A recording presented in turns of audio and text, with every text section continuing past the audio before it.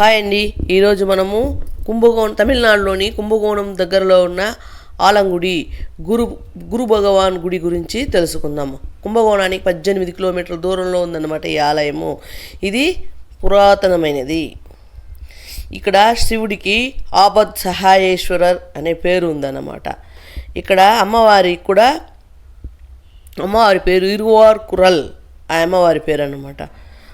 ఆలాహలాన్ని మింగాడు కాబట్టి శివుడు ఈయనకి ఆ పేరు వచ్చిందన్నమాట. వినాయకుడు సుందరర్ ఉన్నారు కదా, ఆయన అక్కడ గుడికి వచ్చినప్పుడు ప్రమాదంలో చిక్కుకున్నారన్నమాట. వర్షాలు వచ్చేసి అప్పుడు పడవ తోలుకొని వచ్చి ఆయన కాపాడాడు కాబట్టి వినాయకుడు కలంగాయమల్ కాత్త వినాయగర్ అనే పేరు కూడా ఉందన్నమాట. సుబ్రహ్మణ్య స్వామి గుడి కూడా ఆ గుడిలోనే ఉందని. బుద్ధికి జ్ఞానానికి సంబంధించింది కాబట్టి ఈ గుడి గురు భగవాన్ గుడి. ఈ గుడిని 7వ శతాబ్దంలో కట్టారు. మాసి నెల గురువారము విశేష పూజలు జరుగుతుందన్నమాట.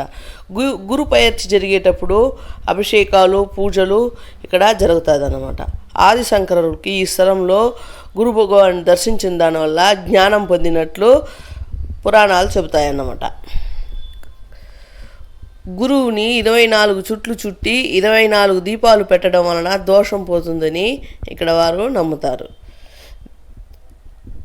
ఈ గుడిలో కోనేరు ఉంది. ఆ కోనేరుని కూడా దర్శించవచ్చు అన్నమాట. మనం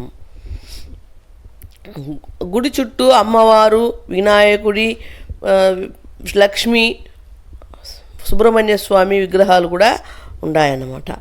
అమావాస్య పౌర్ణమిలో కూడా ఇక్కడ విశేషంగా ఉంటుంది. ఇక్కడ ముళ్ళలు విశేషంగా గురు భగవానుడికి పెడతారన్నమాట. గుడి ఉదయము 6 నుంచి మధ్యాహ్నం 1 గంట వరకు ఉంటుంది. సాయంకాలం 4 నుంచి రాత్రి 8:30 వరకు తెరిచి ఉంటారన్నమాట. ఈ స్థలంలో మనము వెళ్ళాలనుకుంటే అక్కడ కుంభకోణంలో దిగేసి అక్కడ నుంచి ఆటోలు పెట్టుకొని వెళ్ళొచ్చు. అమ్మవాళ్ళు ఉన్నారు చూడండి. చుట్టుపక్కల అంగళ్ళు కూడా ఉంటాయన్నమాట. దీపాలు కావాలనుకుంటే పువ్వులు అంతా మనం అక్కడే కూడా వెళ్ళి తీసుకోవచ్చు. లేదా మనం వెళ్ళేటప్పుడే తీసుకుని వెళ్ళొచ్చు అన్నమాట. చుట్టుపక్కల గుడుల్లో ఉంటారన్నమాట పూజారులు. అక్కడ గుడి ముందర అంగళ్ళు కూడా ఉంటాయి. ఇది తేరు అన్నమాట.